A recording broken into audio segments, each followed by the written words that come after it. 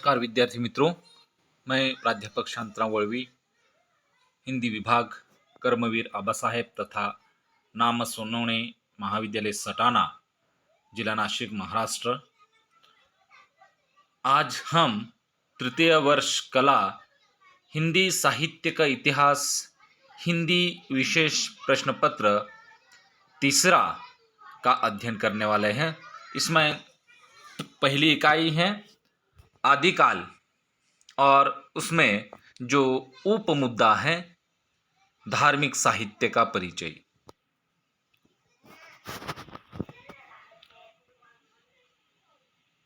आदिकालीन जो साहित्य है उसमें विशेषतः धार्मिक साहित्य हिंदी भाषा की दृष्टि से महत्वपूर्ण रहा।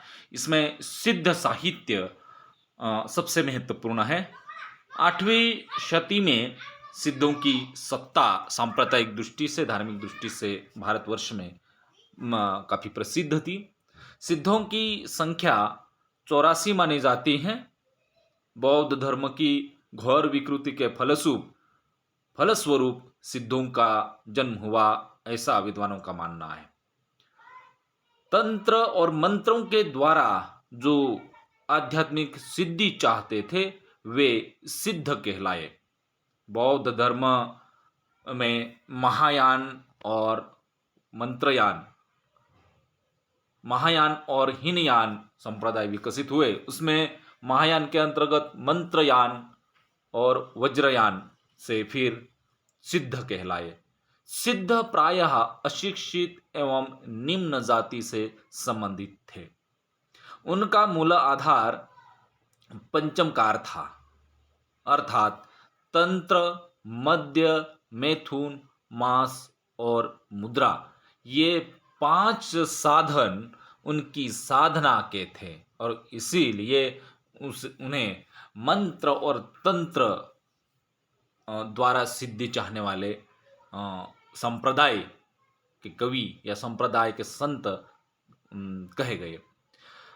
हिंदी साहित्य की दृष्टि से बात करें तो सिद्ध की जो आध्यात्मिक संप्रदाय की जो बातें थी, जो सिद्धांत था, जो मूलाधार था, उन्होंने अपनी लोक भाषा में व्यक्त की। उनमें मूलतः 4 जो कवि हैं उनका प्रमुख नाम आता है, जिसमें सरहपा, शबरपा, लुईपा और कन्हपा।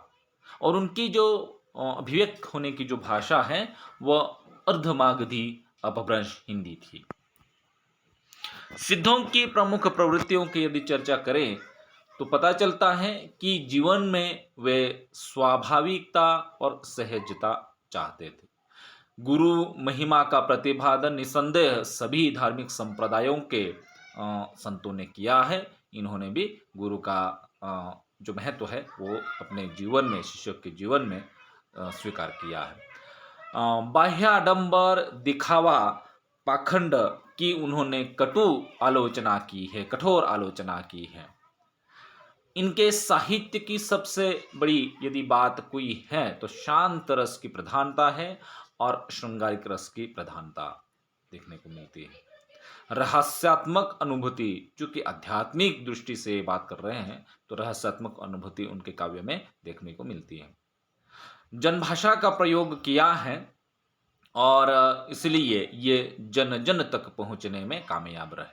हिंदी साहित्य की दृष्टि से यदि बात करें तो हिंदी का जो प्रारंभिक रूप है वो सिद्ध साहित्य में देखने को मिलता है। आगे बढ़ते हैं। आदिकालीन जो साहित्य है इसमें नाथों का साहित्य हिंदी की दृष्टि से महत्वपूर्ण है। नाथ शब्द की व्युत्पत्ति को लेकर के विद्वानों का मत है।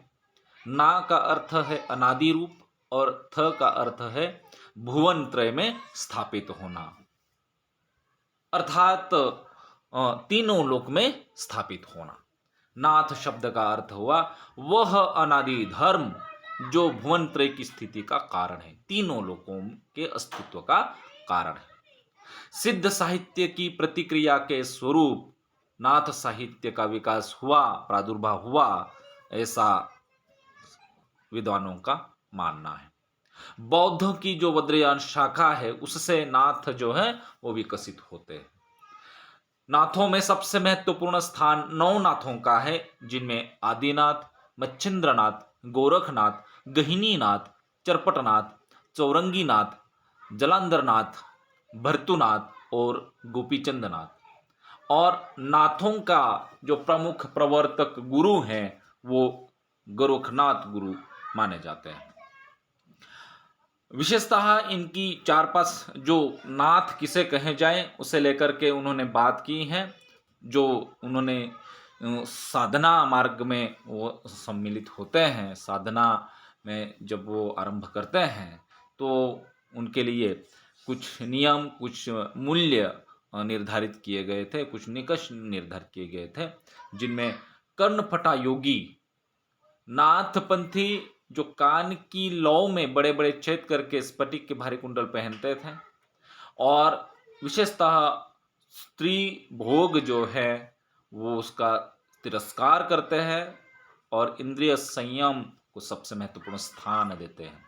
मन साधना, प्राण साधना, कुंडलिनी जागरण और योग साधना का सर्वोत्तम स्थान उनके आराधना का था। और इसीलिए हठयोग का जो महत्व है वो नाथपंथियों का, उनके साधना का केंद्र में रहा है। ह का अर्थ सूर्य और ठ का अर्थ चंद्र, अर्थात सूर्य और चंद्र के योग को ही हठयोग कहते हैं।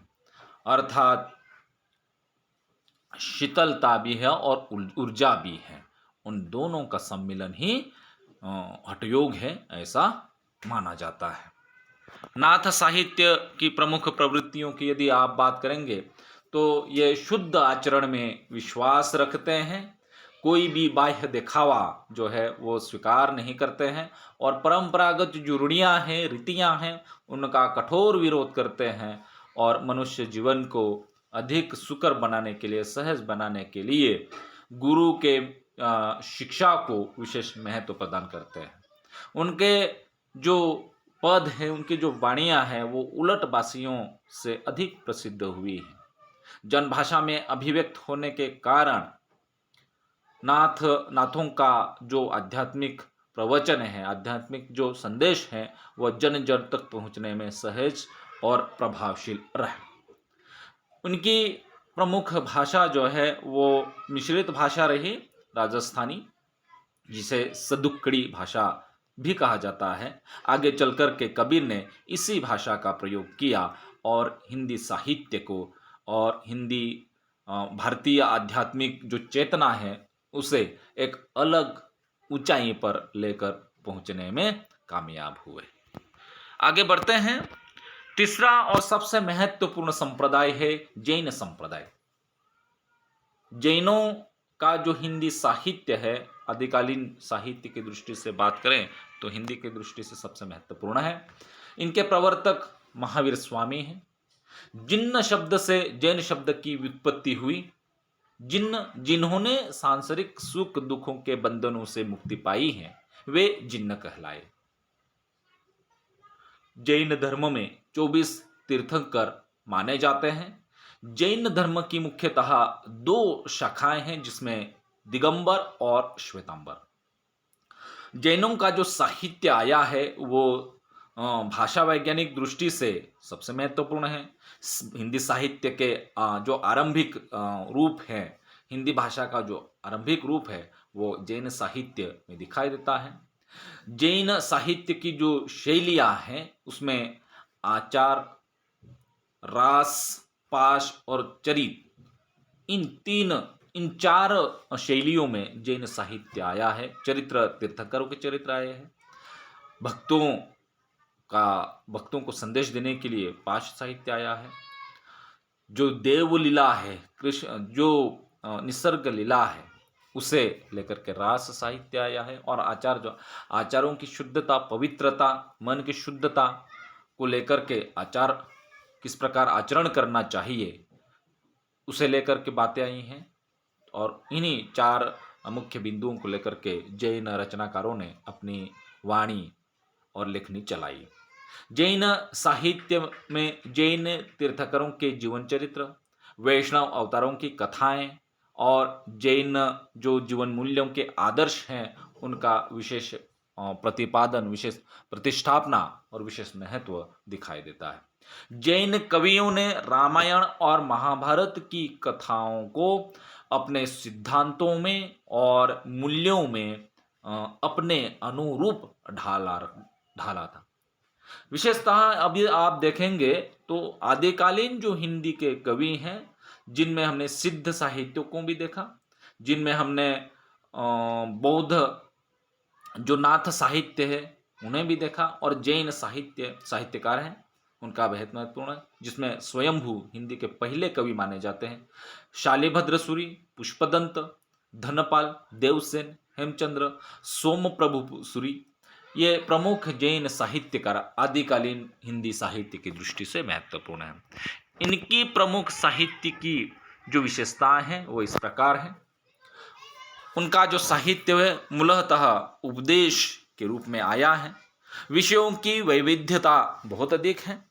युगीन परिस्थितियों का वास्तविक अंकन उनके साहित्य में है। जो बुरी रूढ़ियाँ हैं, परंपराएं हैं, मानवता के विरोध में जो रूढ़ियाँ, परंपराएं, प्रथाएं चली थी, उनका कठोर विरोध किया। आध्यात्मिक दृष्टि से उनका साहित्य लिखा गया वाणी थी, इसलिए रहस्यवाद स्वाभाविक रूप से आया। आत्मानुभूति में ही विश्वास था, और आगे चल कर के आत्मानुभूति जो है, स्व अनुभूति, जो संत कवियों ने सच्चाई, कबीर जैसे संत कवियों ने सच्चाई, अपने अनुभव की सच्चाई अपने अभिव्यक्ति में दी, जिससे हिंदी साहित्य जो है वो अधिक गौरवान्वित महसूस करता है। काव्य रूपों की विविधता देखने को मिलती है। प्रेम के अलग अलग रूपों की अभिव्यक्ति हुई है। शांत और श्रृंगार रस प्रधान रूप में आया है। अलग अलग अलंकारों और छंदों का महत्वपूर्ण प्रयोग हुआ है। ये कवि मूलतः गा करके अपनी बात कहते थे, इसलिए गीति तत्व का प्रमुख प्राधान्य जो है वो इनके रचनाओं में देखने को मिलता है। और विशेषतः लोक भाषा का प्रयोग किया, और उनकी जो मान्यताएं हैं, सिद्धांत हैं, साधना है, वो लोगों तक स्वाभाविक रूप से परिणामकारक रूप से पहुंचने में कामयाब हुए, जिसे आरंभिक हिंदी हम कह सकते हैं। मित्रों, आधुनिक जो साहित्य की जो बुनियाद है वो आदिकालीन इन धार्मिक साहित्यकारों में देखने को मिलती हैं। मध्यकालीन जो साहित्य आया, जिसमें भक्तिकाल और रीतिकाल हम कहते हैं, जो साहित्य आया, उनकी बुनियाद भी हम आदिकालीन जो ये धार्मिक साहित्य हैं उनके बुनियाद के रूप में हम लोग देखते हैं।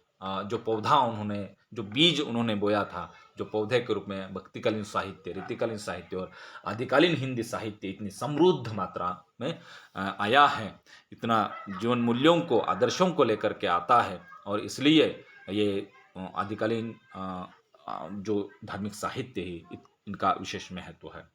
निष्कर्ष रूप में हम कह सकते हैं आदिकालीन जो धार्मिक साहित्य है, इनमें जैन, नाथ और सिद्धों का धार्मिक साहित्य जो अपने साधना के प्रचार प्रसार के लिए लिखा गया था। अपने विचारों को लोगों तक पहुंचाने के लिए उन्होंने लोक भाषा का प्रयोग किया, जिसे हम आरंभिक हिंदी कहते हैं। समाज में व्याप्त अज्ञान, अंधश्रद्धा या दरिद्रता हो, उससे दूर करने के लिए उन्होंने एक वैज्ञानिक दृष्टि समाज को दी। विवेकशील और तर्कशील मनुष्य समाज बनाने का प्रयास किया, और इस प्रकार आदिकालीन जो धार्मिक हिंदी साहित्य है वो भाषा की दृष्टि से महत्वपूर्ण है, मानवता की दृष्टि से भी महत्वपूर्ण है। इसके और अधिक मायने हैं, विस्तार से इस पर और अधिक बात करने की आवश्यकता है, विवेचन करने की आवश्यकता है, किंतु यहाँ हम आज रुकते हैं और अगली तासिका में नए विषय के साथ बहुत संक्षेप में बात करेंगे। Thank you.